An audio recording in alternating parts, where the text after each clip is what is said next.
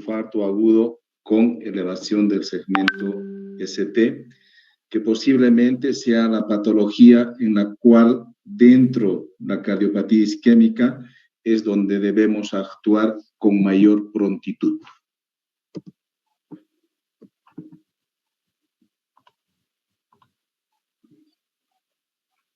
Permanentemente va saliendo recomendaciones de diferentes sociedades internacionales. En Bolivia estamos empezando recién a trabajar en esto, cosa de tener también nuestros documentos propios nacionales, tratando de adaptar algunas características propias nuestras a lo que está descrito a nivel internacional. Pero todavía no lo tenemos elaborado en limpio, si bien se han presentado algunas propuestas, esperemos que pronto se puedan poner en limpio y poder difundirlos. Entre tanto, lo que hacemos los médicos habitualmente es basarnos en algunas recomendaciones de sociedades científicas, algo más grandes que las nuestras, para tratar de implementar esas recomendaciones en nuestro medio. En el tema de la cardiopatía isquémica, así como en muchas otras enfermedades, son diferentes sociedades, como les digo, que van renovando, actualizando las recomendaciones para el manejo de estas enfermedades. Lo que yo voy a intentar en estos pocos 45 a 50 minutos máximo es tratar de resumirles algunos conceptos básicos que les puedan orientar a ustedes para tener una idea clara de estas enfermedades y seguramente les servirá como una base para que profundicen sus conocimientos buscando una literatura mucho más amplia. Comentarles que hasta definiciones como la del infarto han ido evolucionando en el tiempo. El 2018 es el último consenso que se hizo sobre la definición del infarto, qué criterios debemos utilizar para eso, y eso es lo que vamos a revisar.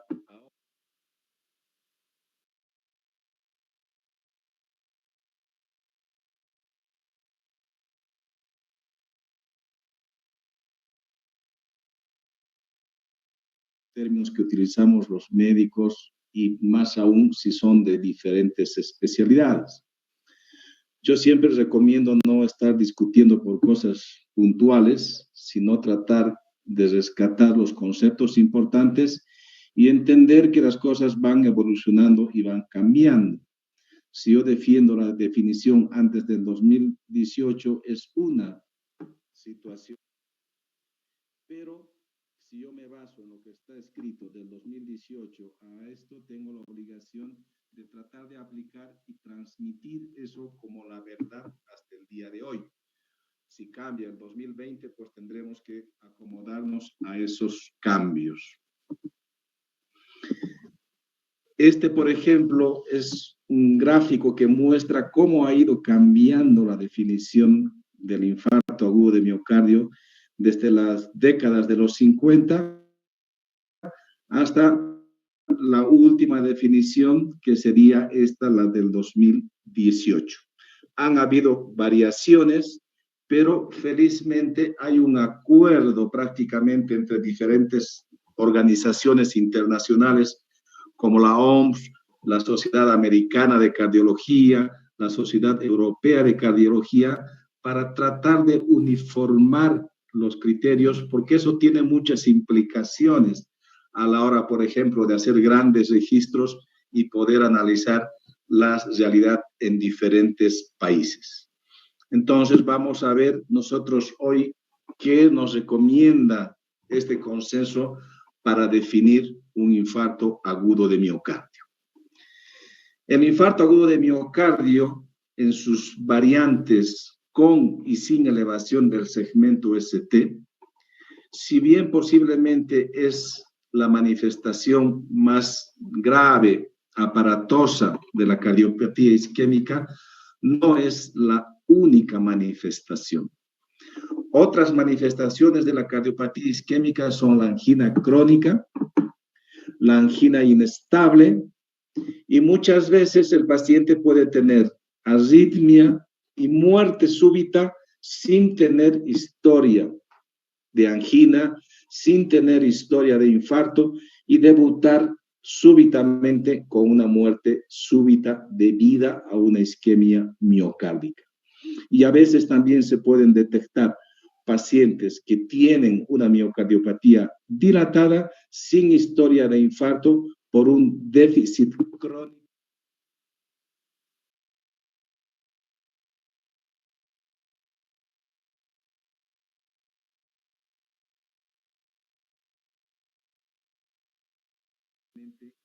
Con sus diferentes componentes.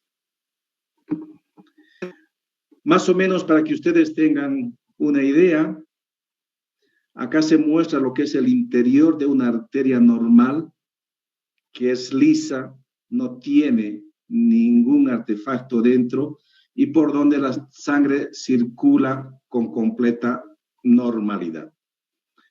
Conforme va pasando el tiempo, los años y algunos factores de riesgo, las arterias se van enfermando, muchas veces lentamente.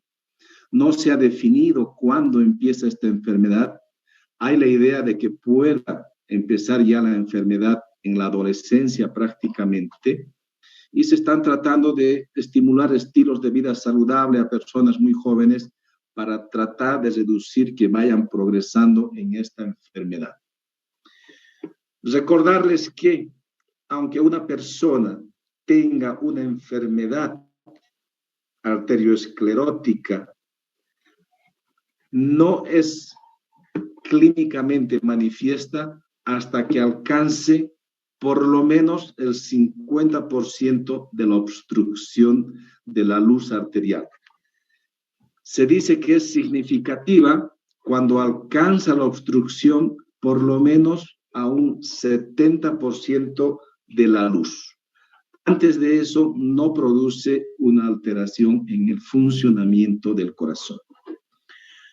Es por eso que muchas personas tienen aterosclerosis, pero clínicamente no van a manifestar absolutamente nada hasta que esta obstrucción sea significativa. Una manifestación de la cardiopatía isquémica es la angina, que hoy en día se ha un poquito eliminado el término de estable, vamos a verlo cuando hablemos específicamente de la angina, pero lo que quiere mostrar esta diapositiva es que en la angina crónica, que así se llama ahora, no hay un accidente de placa, no hay una ruptura, fisura o erosión de esta placa que vaya a formar un trombo. En la angina estable se produce una isquemia, pero básicamente porque aumentan las demandas del organismo, porque una persona hace ejercicio, le sube la presión, etcétera. Entonces la sangre no es capaz de compensar su flujo por esta obstrucción y se produce la isquemia.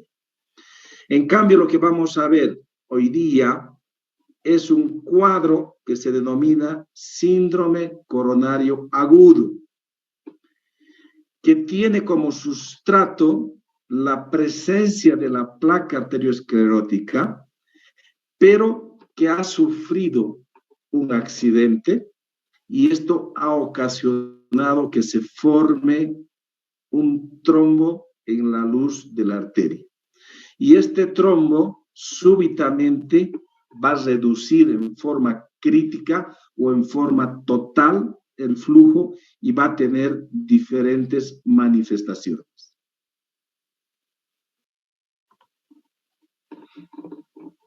¿Cómo podemos definir un síndrome coronario agudo? Pues como todo síndrome, engloba muchas enfermedades o varias enfermedades. Dentro de esto está la angina inestable y está el infarto agudo de miocardio, sea con elevación del ST o sin elevación del segmento ST. El común que tienen estas tres enfermedades es que se deben a una reducción súbita y repentina y crítica del flujo coronario. Por tanto, se considera que es una emergencia médica. Una clasificación práctica para tomar decisiones y que es la más importante es dividir el síndrome coronario agudo inicialmente en dos. O tiene una elevación persistente del segmento ST. Hablamos de persistente cuando dura más de 20 minutos la elevación del segmento ST.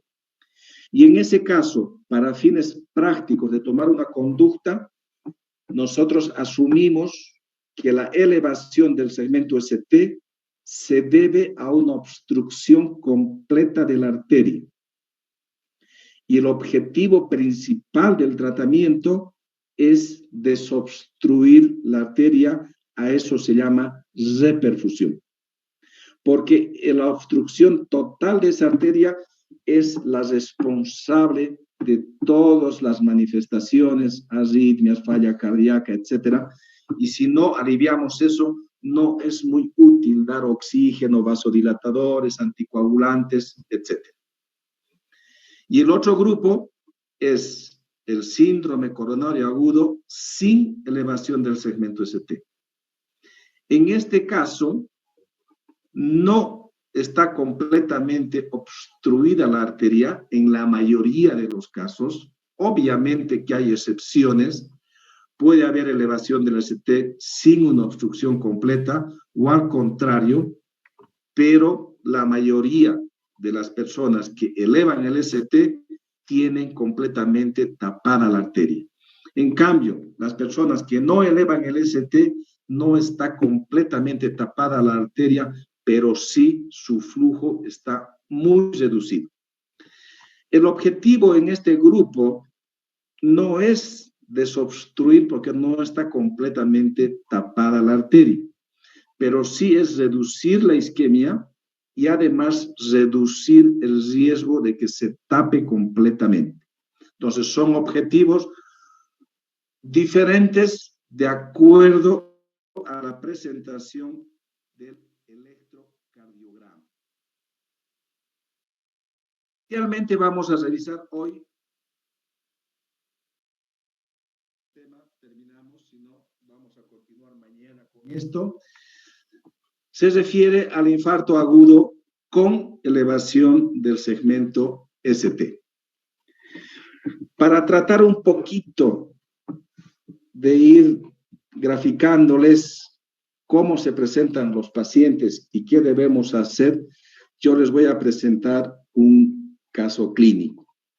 Esta es una persona de 70 años con factores de riesgo para cardiopatía isquémica, además de la edad es hipertenso y es diabético, por tanto su riesgo de hacer alguna manifestación de cardiopatía isquémica es alta.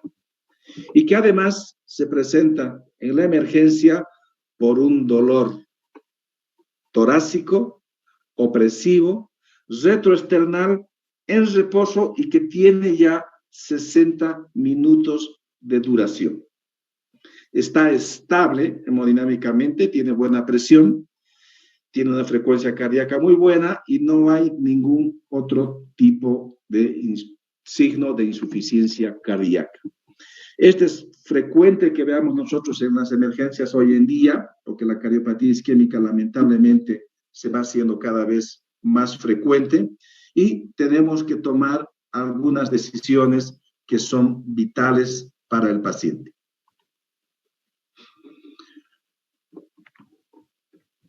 Ya hemos revisado cómo hago el diagnóstico inicial del síndrome coronario agudo. Basta que una persona tenga clínica sugerente de isquemia, como el dolor, que es lo más frecuente, que sea compatible con isquemia por sus características y más aún que tenga factores de riesgo para enfermedad coronaria, yo estoy autorizado a hacer el diagnóstico inicial de síndrome coronario agudo, sin todavía especificar qué cuadro es, pero ya hago el diagnóstico de síndrome coronario agudo. Al igual que puedo hacer, por ejemplo, el diagnóstico de otras enfermedades como el síndrome coledociano, donde el paciente tendrá ictericia, etcétera, pero no sé si es por cálculo, si es por cáncer, por qué será. En mi abordaje inicial no puedo todavía discernir. Cuando vemos a estos pacientes con clínica sugerente, con factores de riesgo, no podemos de entrada nosotros decir es un infarto o es una angina inestable. Pero sí ya establecemos el diagnóstico de síndrome coronario agudo. El segundo paso es establecer cómo está el segmento ST en el electrocardiograma. Y de esta manera vamos a dividir, como ya decíamos, en dos. O está elevado el ST o no está elevado el ST. Si está elevado el ST, pues lo más probable, si es persistente, vuelvo a decirles, más de 20 minutos, es que va a ser un infarto agudo de miocardio con elevación del segmento ST. Que para cumplir la definición universalmente aceptada, tiene que tener biomarcadores de necrosis positivo.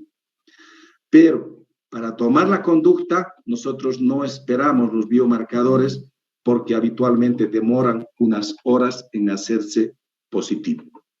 En cambio, si no tiene elevación del segmento ST, veo los biomarcadores. Si son positivos, es un infarto agudo de miocardio, pero sin elevación del segmento ST. Y si los biomarcadores son negativos, quiere decir que no ha habido necrosis, por tanto, no ha habido infarto y el diagnóstico será de una angina inestable. Quiero recalcarles que el diagnóstico de síndrome coronario agudo debería ser un diagnóstico de ingreso a la emergencia o al hospital, pero no debería ser un diagnóstico de alta. Cuando el paciente se va, ya deberíamos definir claramente qué cuadro ha sido. O ha sido un infarto con sus dos variantes, o ha sido una angina inestable, o finalmente se ha descartado el diagnóstico de cardiopatía isquémica. Pero no se ve bien que en la historia clínica figure como diagnóstico de alta un síndrome coronario agudo. Es como si ustedes tuvieran fiebre, está bien, si no tienen el diagnóstico de la enfermedad, el primer diagnóstico de aproximación puede ser un síndrome febril.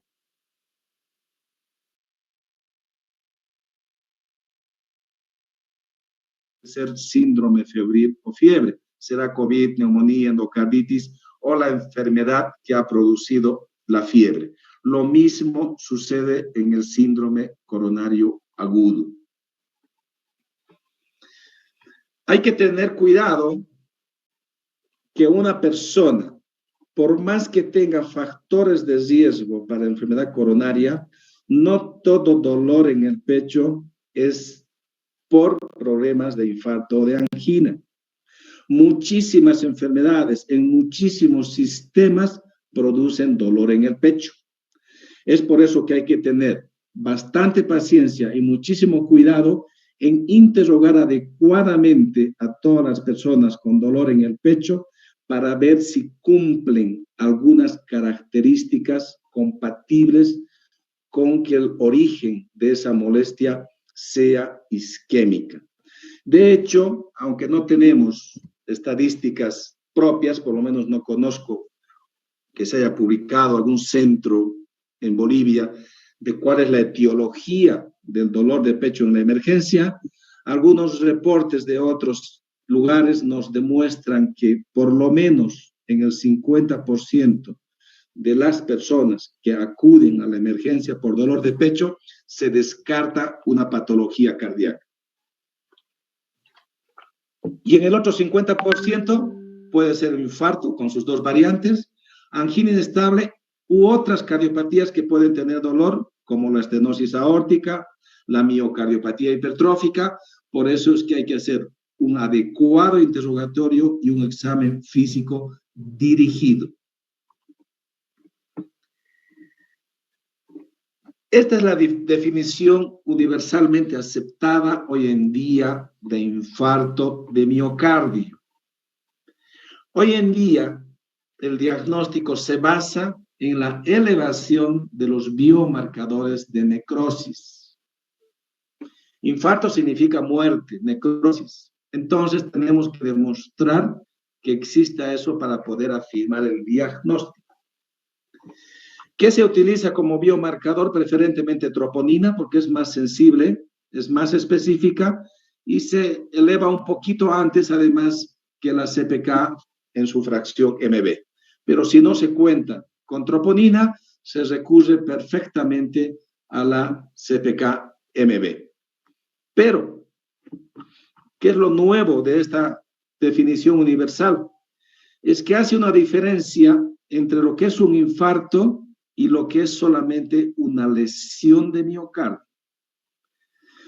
Para el diagnóstico de infarto, no es suficiente que exista elevación de los biomarcadores, sino que esta elevación tiene que acompañarse de un contexto clínico compatible con isquemia. Entre estos están los síntomas, que es el dolor, etcétera, el electrocardiograma, ya sea con alteraciones del segmento ST, ondas Q anormales. En la ecocardiografía o en otro estudio que vemos alteraciones en la contractilidad compatibles con isquemia.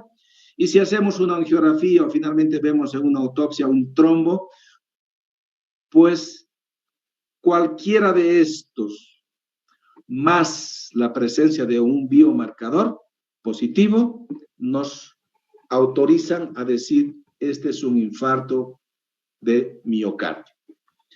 En cambio, si solamente tenemos elevación de biomarcadores, pero no existe este contexto clínico, la denominación que se da a esa elevación hoy en día se dice solamente es una lesión miocárdica y no un infarto de miocardio. Y son muchas las causas en las cuales los biomarcadores de necrosis pueden elevarse sin que se deban a una isquemia miocárdica. Por ejemplo, la insuficiencia cardíaca puede tener troponinas positivas, la embolia pulmonar puede tener, pacientes con enfermedad renal crónica pueden tener, problemas de tiroides pueden tener. Si eso encontramos en estos pacientes, hablamos de lesión miocárdica. Si además del biomarcador va a tener elevación del ST, pues sí estaría cursando con un infarto agudo de miocardio. Una cosa que por una parte ha complicado, pero también ha definido mejor, es una clasificación de acuerdo a la fisiopatología y algunas otras características asociadas de tipos de infarto. Y se describe hoy en día 5 tipos de infarto. El infarto clásico, típico, que siempre hemos hablado, sería el infarto tipo 1, en el cual el mecanismo fisiopatológico fundamental es el accidente de placa y la formación del trombo. Esto representa el 90-95% aproximadamente de todos los infartos, este mecanismo fisiopatológico. Pero en el infarto tipo 2, aunque exista una placa arteriosclerótica, no hay una ruptura, no hay un accidente de placa y la necrosis se debe por un desbalance entre la oferta y la demanda. Un paciente que tenga una obstrucción del 80% de la arteria coronaria y que haga una taquicardia, una hipertensión arterial, va a subir la demanda y puede llegar a producir necrosis sin que exista un accidente de placa. Ese sería el infarto tipo 2. El infarto tipo 3 básicamente es personas que mueren súbitamente, que a veces tienen solamente dolor en el pecho, pero que no se les ha podido hacer un electrocardiograma o no se ha podido hacer un biomarcador o no le ha dado tiempo para que los biomarcadores se incrementen.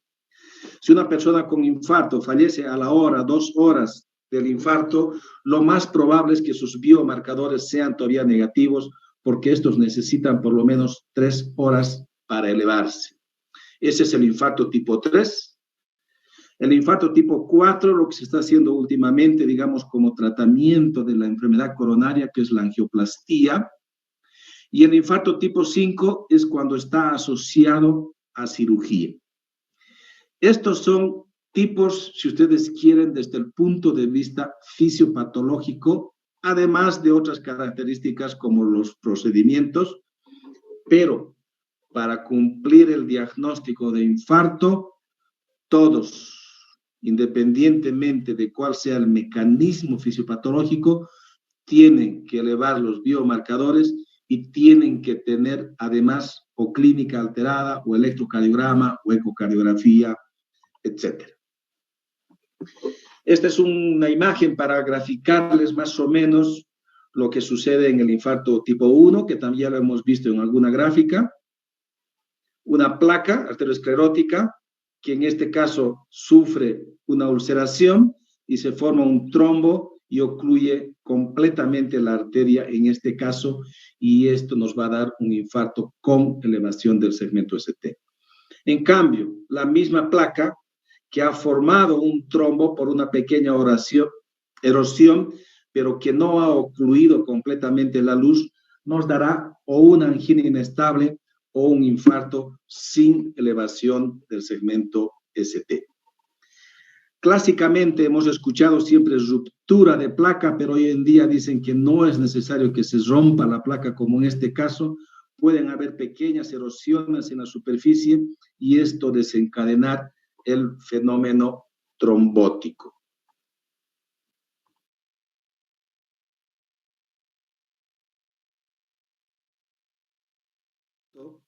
Un árbitro durante un partido de fútbol se murió súbitamente, sin ningún antecedente de ninguna enfermedad cardíaca, y en el cual no se atribuyó o no se certificó cuál fue la causa.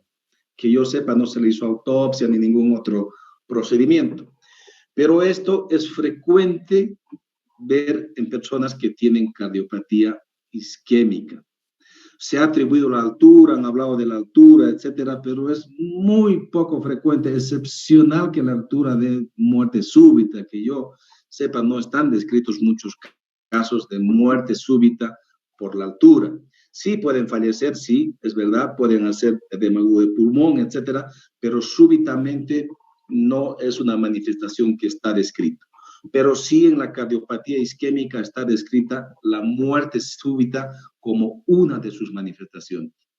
Y si es varón y tiene algún factor de riesgo, con mayor razón hay que pensar que sea producido por una isquemia miocárdica. En este caso, por ejemplo, en una muerte súbita como el árbitro, no tenemos un electrocardiograma, no tenemos los biomarcadores, por tanto, si nos ceñimos a la definición universal hoy aceptada, no cumpliría criterios del infarto. Pero por la clasificación fisiopatológica podríamos incluirla en el infarto tipo 3, que es muerte súbita, sin electrocardiograma evidente y sin biomarcadores. La manifestación clínica más frecuente en el infarto agudo de miocardio es el dolor torácico, que ustedes ya han visto en semiología qué características tiene: opresivo, retroesternal, dirigido hacia el cuello, la mandíbula, los hombros, los brazos, más frecuentemente el brazo izquierdo. Esa es la descripción típica. Se presenta en reposo y acompañado frecuentemente de disnea, sudoración, palpitación. Hay que recalcar que infelizmente no todas las personas tienen el dolor típico, opresivo, retroesternal. Pueden presentarse a veces solamente como simulando un problema digestivo, con una pequeña indigestión, dolor epigástrico, y muchas veces no tienen dolor y pueden tener lo que se llama equivalentes anginosos o de dolor. Pueden presentar solamente disnea, fatiga, a veces solamente arritmias. Entonces, si una persona tiene factores de riesgo, tiene cualquier manifestación y no le encontramos una explicación clara, debemos pensar en que sea la isquemia la responsable de esto, aunque no tenga el dolor típico. Que no tenga dolor típico es más frecuente en mujeres, en personas mayores, que tengan diabetes, enfermedad renal crónica o alteraciones mentales. En el examen físico de un paciente con infarto no hay absolutamente nada que nos ayude a hacer el diagnóstico del infarto. Sí podemos tener algunos signos de daño por algún factor de riesgo, como santelasmas, etcétera, si es que tiene un colesterol muy alto, pero no nos apoya a hacer el diagnóstico de infarto. Sí nos puede apoyar a ver la severidad que puede tener ese infarto al mostrarnos, por ejemplo, signos de insuficiencia cardíaca. Si tiene crépitos, tercer ruido, etcétera, son criterios de alto riesgo porque está haciendo insuficiencia cardíaca, pero no nos ayuda a hacer el diagnóstico. Pero sí, les vuelvo a decir, a sospechar. Si el paciente tiene una insuficiencia cardíaca súbita y no encontramos una explicación, hay que pensar que el infarto podría ser una causa de esta insuficiencia cardíaca. Volviendo un poquito a nuestro caso del día de hoy. Un paciente con factores de riesgo mayor y con un dolor además típico, retroesternal, opresivo, en reposo y 60 minutos. Es un dolor típico de cardiopatía isquémica. Entonces, ¿qué hago cuando yo veo a este paciente en la emergencia? Planteo un diagnóstico inicial, pero ya inicio algunas medidas generales y rápidamente debo hacer un electrocardiograma. La recomendación hoy en día es que el electrocardiograma debe estar hecho e interpretado en menos de 10 minutos de que el paciente acude a la emergencia y sospechamos que puede tener un problema isquémico. Entonces, en nuestro paciente, con la clínica, con los factores de riesgo, establecemos el diagnóstico inicial de síndrome coronario agudo. Solamente con esos criterios ya tomo conducta. Hay que registrar los signos vitales, tiene que estar con un monitor, porque pueden hacer arritmias súbitamente y hacer un paro. Vamos a colocar una vía venosa para tratar medicamentos, sacar muestras, etc. El interrogatorio debe ser dirigido. No podemos estar preguntándole cuántos cuartos tiene su casa, si tiene vinchucas, no tiene vinchucas, etc., cuando estamos sospechando de un problema isquémico. Hay que dirigir el interrogatorio a los factores de riesgo y las características del dolor. Y lo mismo en cuanto al examen físico. ¿Qué más vamos a hacer rápidamente? Marcadores de necrosis. Ya hemos visto. Electrolitos. Tenemos que tener un estudio basal del sistema de coagulación, porque como van a ver, utilizamos muchos medicamentos que alteran la coagulación y combinados muchas veces, y podemos tener sangrado en algunos pacientes al administrar estos medicamentos. Es importante revisar rápidamente si el paciente tiene alguna contraindicación mayor a un trombolítico, como una úlcera que esté sangrando, por ejemplo, porque no podemos pensar en esa estrategia si hay una contraindicación absoluta. La radiografía de tórax tampoco nos aporta demasiada información para el diagnóstico, es por eso que nos tomamos un poco más de tiempo, alrededor de 30 minutos es la recomendación, y obviamente si el paciente tiene insuficiencia cardíaca, pues vamos a poder ver los datos en la radiografía de tórax. Pero puede el paciente con infarto tener perfectamente una radiografía de tórax completamente normal. ¿Qué hacemos entonces rápidamente? Ya hemos dicho, hay que analizar el electro.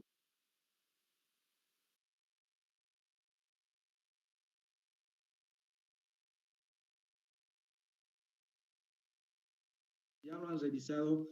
De todos modos, yo les he hecho un resumen de algunas cosas que creo que son importantes y además en concordancia con este documento del 2018 para tratar de ponernos de acuerdo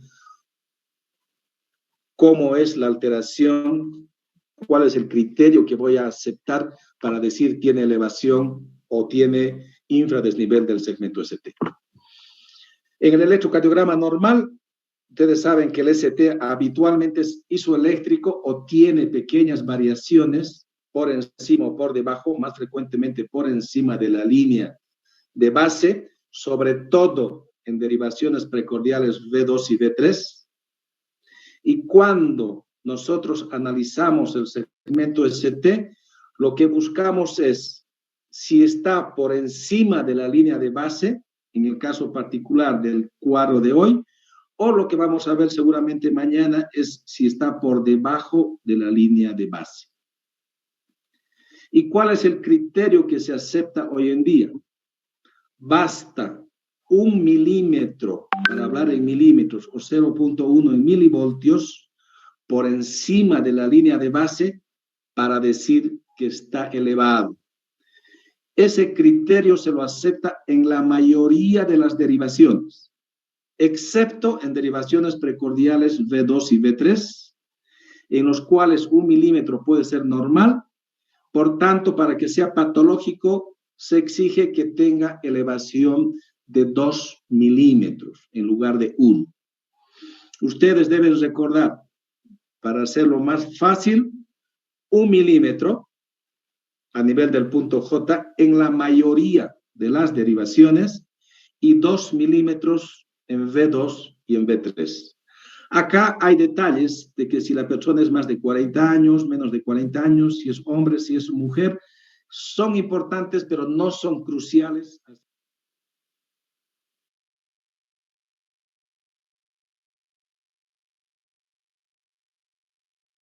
Memoria. Pero esto sí tienen que recordar. ¿Y cuál es el punto J? No es más que la unión entre el final del complejo QRS y el inicio del segmento ST. Cuando una persona viene con dolor de pecho, como el paciente que hemos descrito, y en su electrocardiograma tiene un bloqueo de rama, ya sea derecho e izquierdo, se asume que está cursando un infarto agudo de miocardio. Ustedes deben recordar que cuando hay bloqueos de rama, sobre todo en la rama izquierda, pero también en la rama derecha, hay alteraciones del segmento ST. Entonces, a veces es difícil diferenciar si esa alteración del segmento ST es por el bloqueo que el paciente tiene o es por el infarto. Se ha tratado de eliminar esta indicación, pero no ha sido posible porque no hay una forma 100% segura de poder decir esta alteración del segmento ST está producido solamente por el bloqueo y no está con infarto. No ha habido esa posibilidad. Por tanto, la recomendación es, si tiene un bloqueo de rama y tiene clínica compatible, asumimos que esa alteración del segmento ST es por el infarto y lo tratamos como paciente con infarto. Dicen que en el 50% es por infarto y en el 50% es por el bloqueo, pero 50% no tratar a las personas en un 50% como infarto es muy alto porque muchos de esos van a fallecer. Esto lo vamos a revisar cuando veamos el otro cuadro, pero es bueno que ya lo tengan. Para hablar de infradesnivel, tiene que ser por lo menos medio milímetro por debajo de la línea de base. Además, tiene que durar por lo menos 2 cuadraditos, que serían 0.08 segundos. Y tiene que ser horizontal o tiene que ser descendente. Cuando es rápidamente ascendente, es una variante normal. Otra cosa que tienen que tener presente es que un electrocardiograma completamente normal inicial no excluye el diagnóstico de infarto. Son muy dinámicas las alteraciones del segmento ST. Entonces, debo repetir electrocardiogramas y a veces recurrimos a otros estudios como una ecocardiografía para poder tener mayor sustento si el primer electrocardiograma no ha sido claro. Y puedo repetir cada 15 minutos, cada 30 minutos, de acuerdo a la clínica del paciente. Fíjense ustedes cómo recomendaciones últimas hacen énfasis para ver cómo debo medir la elevación del segmento ST. En esta gráfica nos señalan que debo tomar en cuenta la línea celoeléctrica más estable que tenga antes del complejo QRS. En este caso, lo más estable es el PR. Entonces, tomo esto como línea de base y el punto J acá, al inicio del segmento ST. Y en esta guía recomiendan tomar la parte superior de ambas líneas, no hacia abajo, sino la parte de arriba de las dos líneas. ¿Por qué es importante esto? Porque es diferente si yo mido a este nivel o voy a medir a este nivel y acá que ya es la onda T. Acá voy a sobreestimar la elevación del segmento ST. En cambio, lo correcto es medir a nivel del punto J. En cardiopatía isquémica no solamente se altera el segmento ST, también se altera la onda T y también se altera la onda R y la onda Q del electrocardiograma. La onda T se considera anormal debido a isquemia o porque es negativa, pero es simétrica, ha cambiado su forma. Ustedes recuerden que normalmente las ramas son asimétricas, pero por isquemia habitualmente es asimétrica y por lo menos tiene 1 milímetro de profundidad, lo que significaría 0.1 milivoltios. O puede tener más bien alteración hacia arriba, ser una hiper-T, picura, con base ancha habitualmente, y que también tiene que cumplir algunos criterios para poder decir realmente es una hiper-T. Una hiper-T verdadera se considera si en las derivaciones precordiales mide por lo menos 10 milímetros y si es en las frontales más de 6 milímetros. Esa es una T alta o una hiper-T. Y las alteraciones en la onda Q, patológica, si está ensanchada y si está profunda. ¿Cuánto de ensanchada? En general, más de 1 milímetro, lo cual sería 0.04 segundos, pero es más de 1 milímetro si hablamos en cuadraditos. Un cuadradito, ¿sí? Y en profundidad también un cuadradito. Eso es lo que tienen que recordar. También hay detalles que no me interesa que recuerden que se puede cumplir criterios sin que necesariamente mida 0.04 en algunas derivaciones. Lo importante es que cumpla más de 1 milímetro de ancho y también de profundo para que sea patológico. También una manifestación de infarto que ya ha evolucionado es que disminuya la amplitud de la onda R. Las ondas R se vuelven más chiquitas en el territorio infartado y en casos severos desaparece completamente la onda R y el complejo se llama QS y ya no QRS porque ya no existe onda R. El electrocardiograma nos ayuda también a localizar el territorio que está infartado. Y también ustedes, si ven los libros o las clases que han visto de otras materias, etcétera, etcétera, no hay un acuerdo universal ni siquiera para denominar cuántos territorios existen de acuerdo al vaso comprometido. Esta es la propuesta del documento que les he hecho referencia para que nos pongamos un poquito de acuerdo en la denominación. B1 y B2, se dice que es septal. Si además de B1 o B2 se extiende más allá de B3, sea B4, B5 y B6, ya es un anterior o apical anterior que le llaman hoy en día. Si además de las precordiales se afecta de 1 a BL, es un anterior extenso. Si solamente está comprometido ABL de 1, B2 y B3, se llama medio anterior. Y la cara inferior estaría representada por las derivaciones D2, D3, ABF. La cara lateral de 1, ABL, B5 y B6. Y una combinación de las dos sería la cara inferolateral. Estas son las caras básicas, digamos, descritas por el electrocardiograma.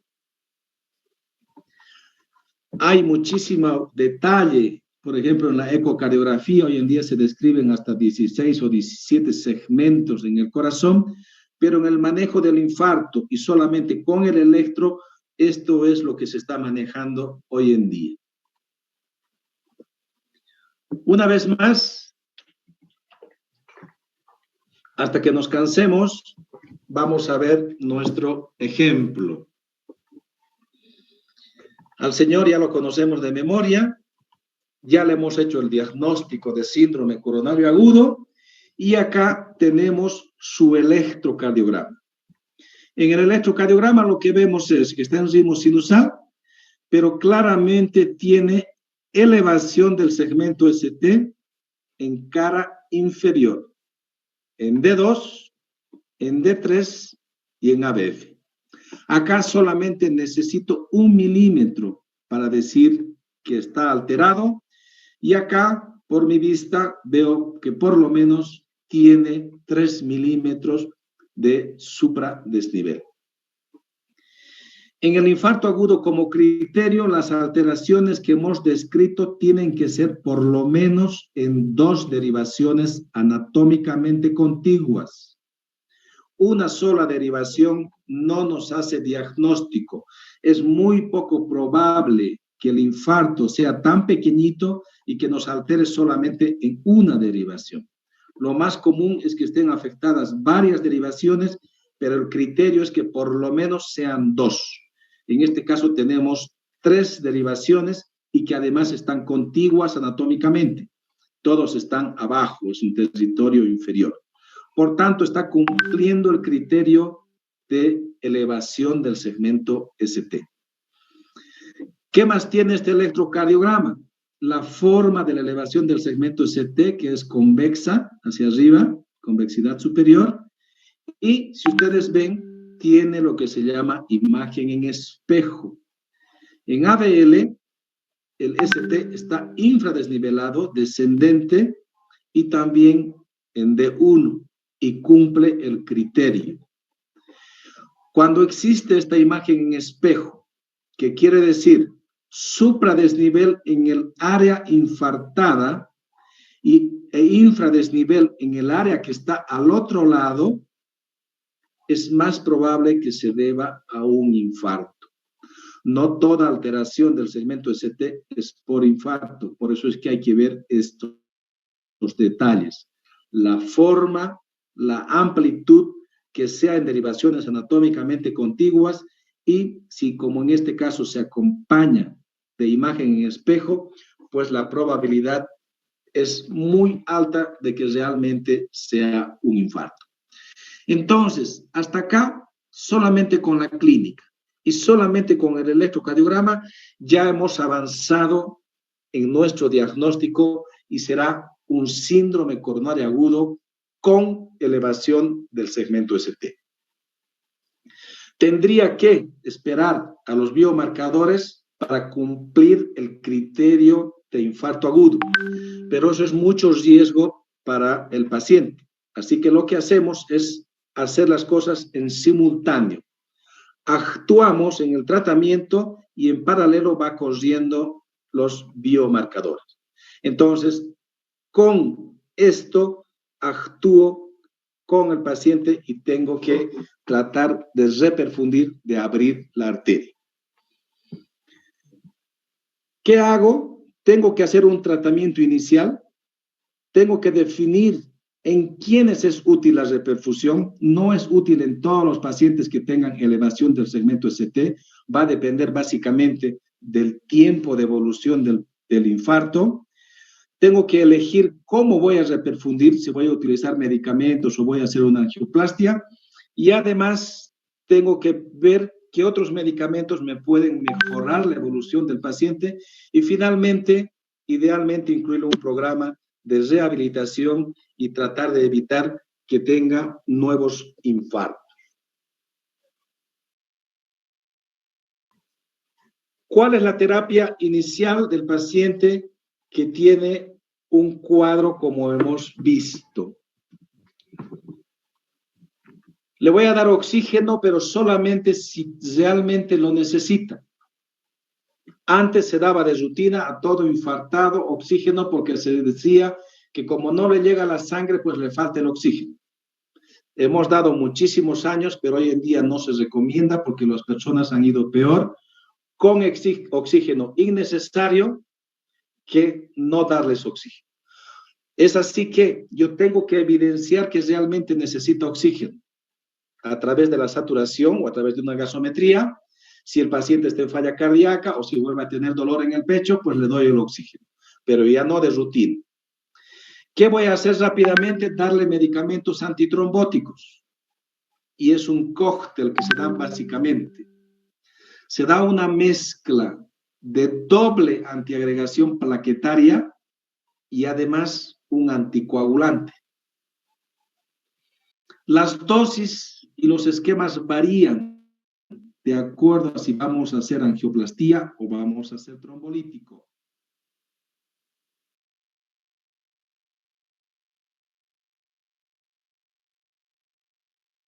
Grabado.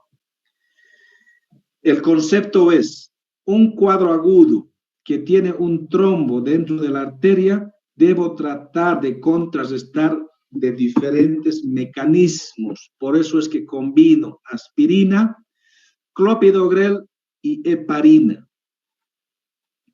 Independientemente si voy a utilizar angioplastía o trombolítico, hago lo mismo, combino dos medicamentos antiagregantes plaquetarios más un anticoagulante en diferentes dosis.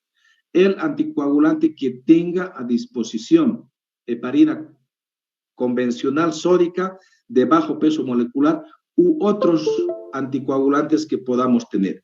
Yo los he puesto acá solamente lo que tenemos en el mercado cochabambino. No tenemos otro tipo de heparinas ni tampoco otros antiagregantes. ¿Es importante dar nitritos? Sí, pero solamente algunas dosis, no más de 2 a 3. Solamente damos endovenoso y más tiempo si el paciente va a requerir porque tenga falla cardíaca, porque esté muy hipertenso, etcétera, pero no de rutina. Y hay que tener cuidado en utilizar nitratos si el paciente está hipotenso o si tiene taquicardia o tiene bradicardia o si ha utilizado las últimas 24 horas sildenafil o inclusive 48 horas o 72 horas si ha utilizado otros medicamentos de este tipo. Lo mismo la morfina, ya no es el primer medicamento en utilizar, solamente utilizamos si persisten las molestias y es insoportable, pese a que le hemos hecho las otras medidas. Hasta acá sería más o menos.